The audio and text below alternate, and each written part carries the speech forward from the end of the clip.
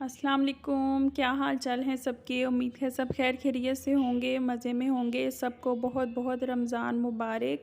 अल्लाह ताला हमें ज़्यादा से ज़्यादा बरकतें समेटने की तौफ़ीक दें। और आज मैं आपके लिए इफ़्तार स्पेशल पोटैटो पफ्स की रेसिपी लेकर आई हूँ। बिस्मिल्लाहिर्रहमानिर्रहीम। मैदा मैंने लिया है 1 कप, पानी मैंने लिया है हाफ़ कप, 1 एग चाहिए और दूध जो है वो मैंने हाफ़ कप लिया है।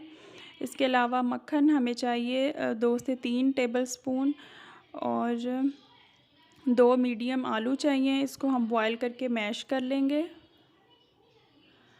और इसमें स्पाइसेस में काली मिर्च मैंने ली है 1 टीस्पून, नमक लिया है 1 टीस्पून और चाट मसाला 1 टेबलस्पून लिया है। इसके अलावा सब्ज़ मिर्चें मैंने 2 ली हैं, उनको काट लिया है और धनिया जितना आप इसमें ऐड करना चाहें।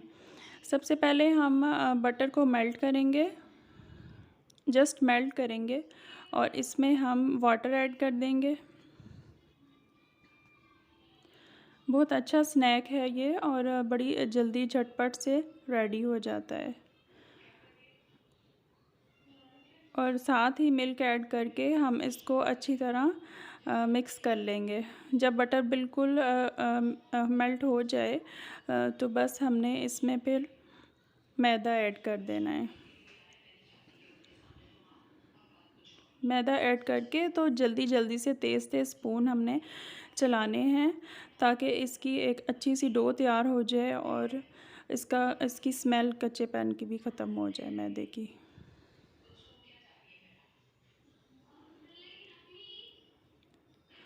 हार्डली 1 से 2 मिनट में ये बहुत अच्छी सी ऐसे डो सी तैयार हो जाती है। तो बस हमने 2 से 3 मिनट इसको फ्राई करके तो हमने फ्लेम ऑफ कर देना है और इसको हम ठंडा होने के लिए रूम टेम्परेचर पे रख देंगे।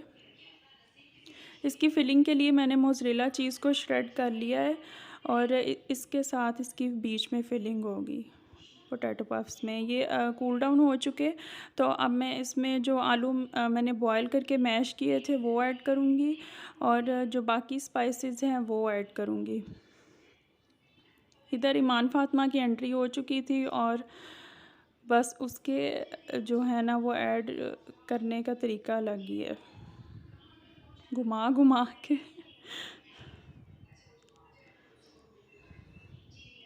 लेकिन उसको शौक़ होता है कि हर चीज़ में मैं ज़रूर बनाऊं, तो मैं फिर उसको मना नहीं करती कि वो थोड़ा बहुत चले मेरे साथ बना लेती है। अब ये सारे स्पाइसेस ऐड करके और फिर इसके बाद धनिया और हरी मिर्च ऐड करेंगे और इसमें फिर मैं एग को ऐड कर दूँगी। एग को हमने बीट करके अच्छी तरह फिर ऐड करना है।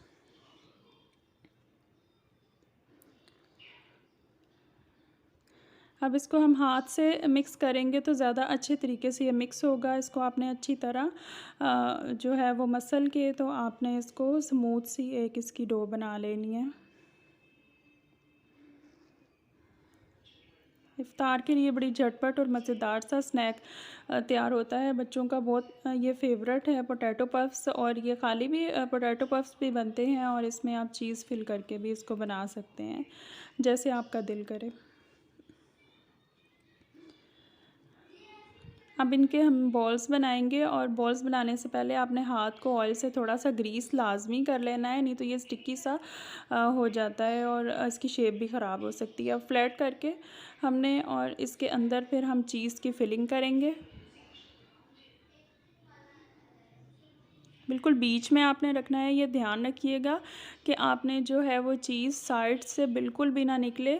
ज़रा सा भी किसी साइड से ये चीज़ ओपन रहेगी ना तो वो फिर जो है वो फ्राइंग में बस्ट हो सकता है। तो आपने इस चीज़ का ध्यान रखना है, सारी साइड से जो है वो डो अच्छी तरह कवर करे चीज़ को। और इस तरह हमने ये बिल्कुल इसके बॉल्स रेडी कर लेने हैं राउंड से।